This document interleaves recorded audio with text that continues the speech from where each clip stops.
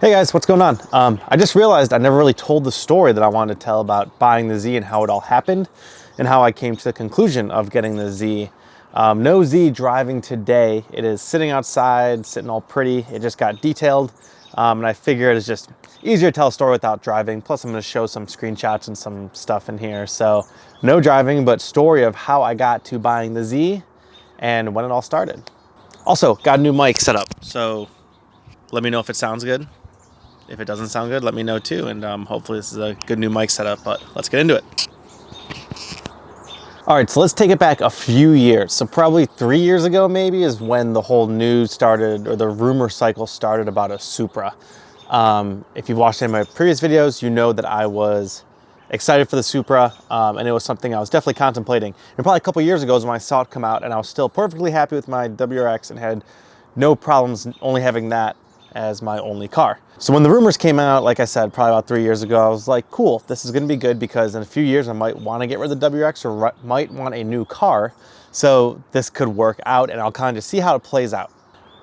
Well, about a year ago from now, which is May of 2019, I started thinking about new cars and realized I wanted one. And now this didn't mean I had to get rid of the WRX, it just means I wanted another experience. It could have been in conjunction with, so getting a second car, which is what happened, or actually replacing the WRX in full, which I would then need something that I could drive all year round. Well, it was around this time that the Supra rumors really stepped up and we started learning a lot more. And I think it was right around this time where we noticed that, or the rumors came around that there would be no manual in the Supra. That was pretty much my go-to car back probably a year ago. I was thinking, you know what, I can't afford to have the WRX and the Supra, guessing it would be around 50, which is where it came out. But I was willing to buy just a second set of wheels, run it all winter, and just get some 17s or 18s, whatever fit over the brakes. Put some winter tires on it and run it all year round. Well, then the rumors kept coming. And I think in the summer of 2018 is when those rumors really hit and seemed very real, that there would be no manual transmission. And now it wasn't 100% a deal breaker, but it was something that I really didn't like because I wasn't done with the manual transmission experience yet. I enjoyed the manual in the WRX and I enjoyed still driving a manual transmission, so I wasn't ready yet to give it up. So it was something I was still considering, but it was kind of falling off as the rumors, as essentially the launch got closer, the launch in Detroit, and the rumors basically confirmed that there would be no manual transmission offered. So now it's like late summertime of 2018 and I was getting married. So basically I got engaged in December of 2017. Yeah, December of 2017. And then also my brother was getting married as well. I got married in September of 2018. He got married in August 2018. I was best man for his wedding. He was for mine. And there was just a lot to do the whole year with planning the wedding, also planning stuff for my brother's wedding. Just a lot to do. So it's kind of off the radar. I knew I wanted something. It just wasn't going to happen until after the weddings were done. So I was just kind of lightly browsing, but still browsing every day, just thinking about what I want, but not browsing hardcore at purchasing websites. So like cars.com or looking at dealer websites and seeing prices of things I was looking at yet. Now I got married in September. So after I got married, that's when everything really stepped up. I mean, I got back from my honeymoon in October, and then I was just kind of like ready to go. I knew I wanted a new car, whether it was a new car to replace the WRX or a car in conjunction with it. All right, so now it's like October, early November of 2018, and I think I basically somewhat gave up on the Supra. I realized it's gonna be automatic and I just didn't want automatic at this point, which is weird because I figured, okay, maybe I'll get a manual G70. That's where I really went next hardcore, was the new Genesis G70.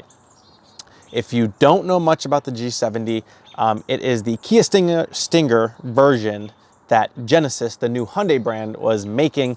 It's a slightly smaller Stinger, has the same powertrain. It's supposed to be ever so slightly lighter as well and be more of a nimble car. It's really gonna be like a hardcore 3 Series fighter.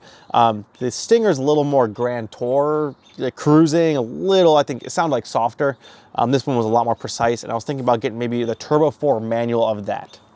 So I was looking hardcore at these, but there was nowhere to find these things. I mean, there was a whole problem with the dealer networks where Hyundai wanted Genesis to be its own dealers, but Hyundai dealers didn't want to kind of pony up and make their own Genesis dealers because that was a big expense to them.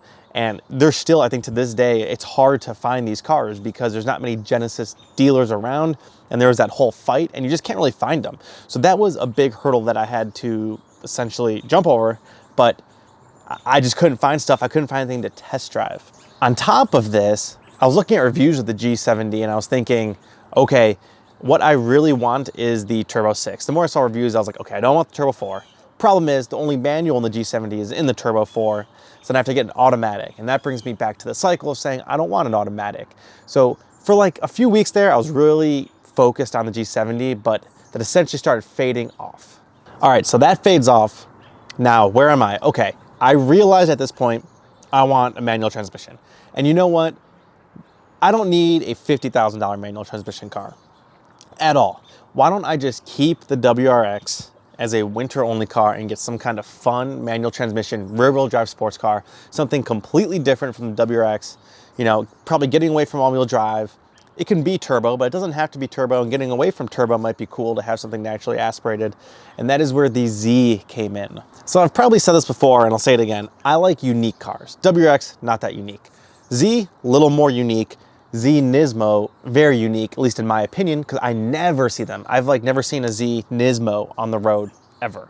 So they're very unique to me. I like things that are just different. You know, I think I said this in previous videos too. I just wasn't looking for a muscle car. I've never really been a big fan of muscle cars. I have nothing against them. They're just not my cup of tea, essentially. And then on top of looking for the Z, it's a Nissan with a VQ engine. My first car that I ever enjoyed was a 2000 Nissan Maxima with a VQ engine.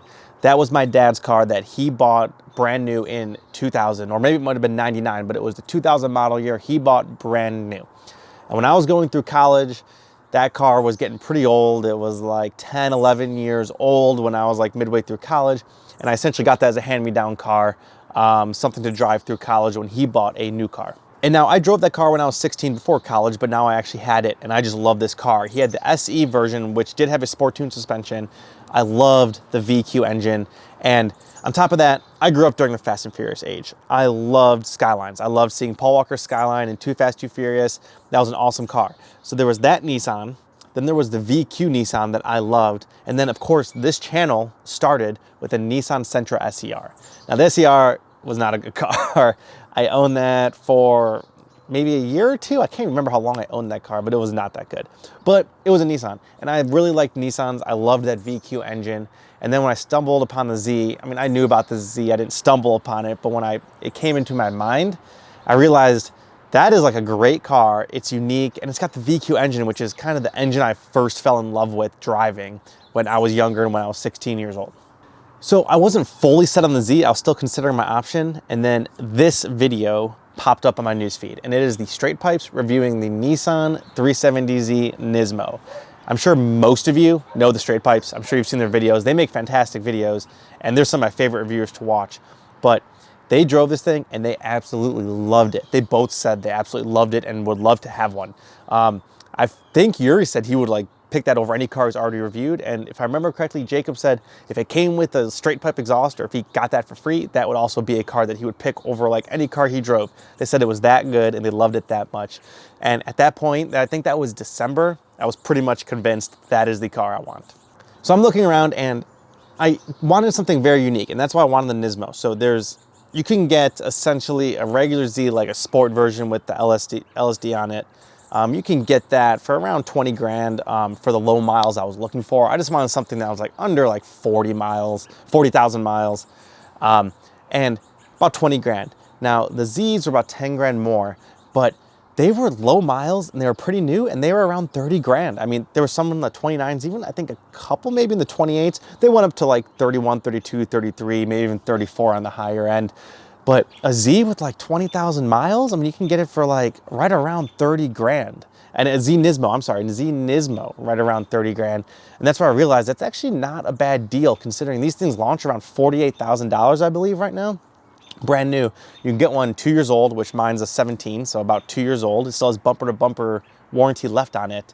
And 24,000 miles for around 30 grand. I was like, that's about 18 grand off from where this thing started in only 2 years and not many miles, and still pretty much brand new. So I saw all these low mile Zs at some pretty good prices, and now I saw a lot, but the thing is, none of them are near me. When I wanted a manual transmission, and say you pick any color you want, but I wanted 2015 plus because that was the refresh, and I thought the refresh looked better. I liked the lip wing. I liked everything about the refresh better. I liked that it had the Recaro seats. The refresh overall looked better. So it was 2015 up is what I was looking at. And then under like 40,000 miles, manual transmission, and there were not many. I said it in a recent video. I don't remember how many there were in that video. When I was driving the WRX before I purchased the Z, that there were just not many of these out there.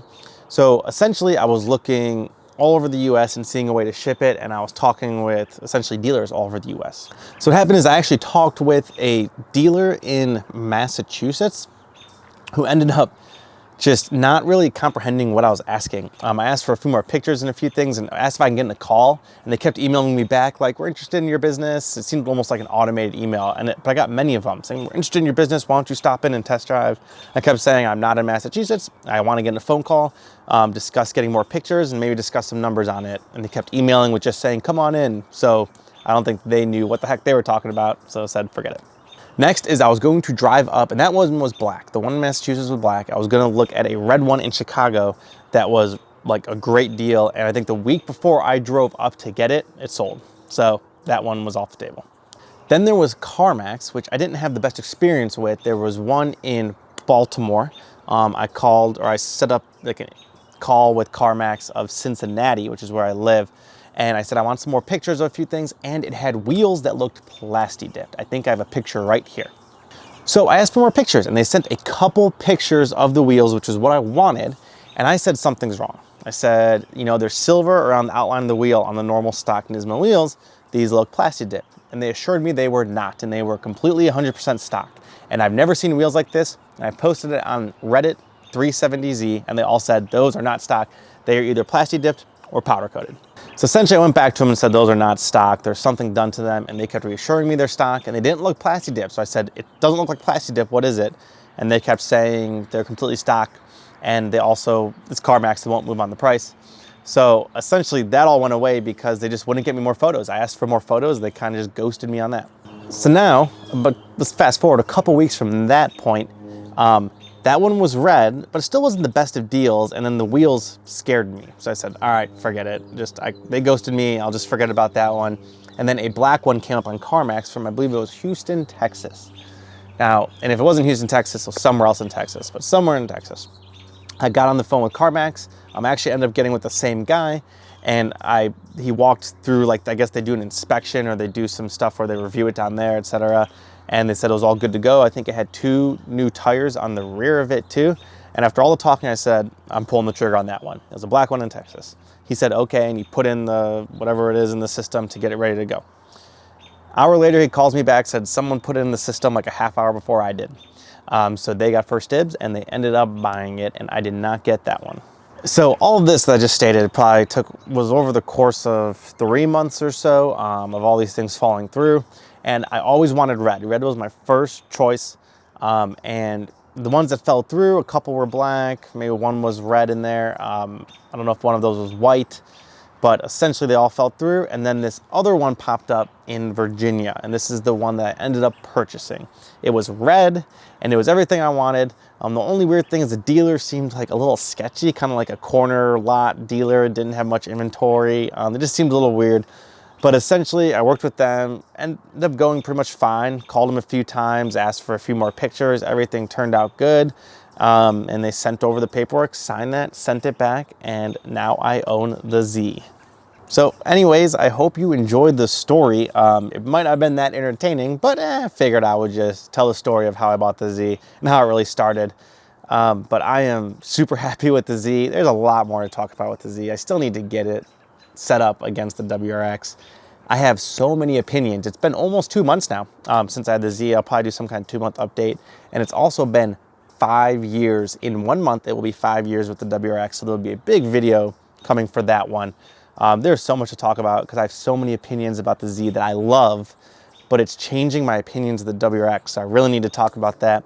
Anyway, this was the story about it. It was an interesting process, but I'm really happy that everything fell through that did, because I'm so happy with this one. The exhaust is awesome. It sounds amazing, and it's red, and it is perfect. I mean, there's not like a single problem with the paint. I mean, there's like one tiny rock chip in the whole car, and it's got 25,000 miles. I mean, this car seems like it was really taken care of. It is the color I want. It was everything I wanted. So I'm glad everything fell through that did, because this car is awesome. Anyway, hope you enjoyed the story. It wasn't too entertaining, but it was something I wanted to talk about.